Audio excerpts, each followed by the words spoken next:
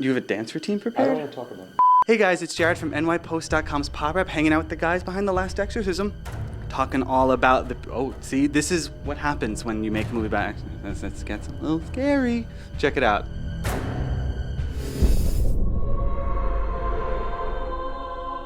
Exorcism is alive and well.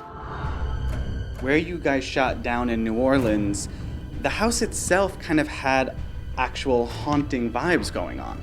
It did. It's an old plantation that was actually completely flooded during Katrina, and you could still see the watermark, on the wall, 6 feet high. And all the old stuff is still in there. Like, few of the props we actually brought in there. Everything else, production design, that's all hundreds of years old from that house. And it had that heat, and it has the insects and the sounds that the floors make when the floorboards when you walk up the stairs and stuff, and the smell. That's all something I think that gives the actors so much to work with, and the kind of atmosphere that you can see in their faces. And that's something we didn't have to create. She was my best friend. Somehow, the devil got in her.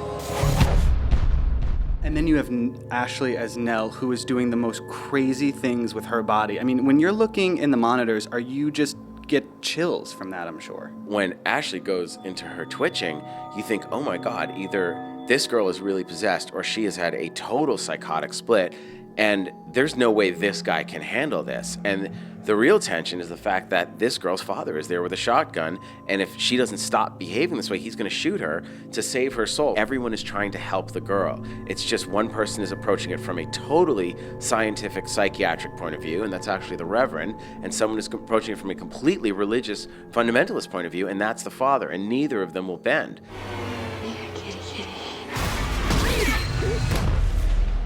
I think a lot of people with your name attached, Eli, sometimes have this delusion that it's going to be, buckets of blood, the walls are bleeding. Well, I wouldn't call that a delusion. I'd say that's a compliment because I wanted to make my living, being known as the guy that helped bring blood and gore back to horror movies. But I want to make it very clear to fans that this movie is about possession and not power tools. And this movie is very much about the performances. And you're trying to see, is this girl crazy? Is she possessed? What is going on? Turn off that light. There are more exorcisms performed today than ever before in history. And apparently the Vatican had 25 exorcists on staff, sanctioned exorcists, 3 years ago. Now there are over 300. And this whole thing with the Exorcism Academy that's been opened, it's all true. And they're sending exorcists all over the world again, which is fascinating because it's bad news either way. Either the devil is on the rise, if you're a believer, or we are buying back into a practice that should have died out in the Dark Ages. I was always fascinated with that. I mean, I actually had an experience where I broke up with a girl once and she went completely crazy and attacked me. And that was probably the first time I thought, wow, no, possession is real.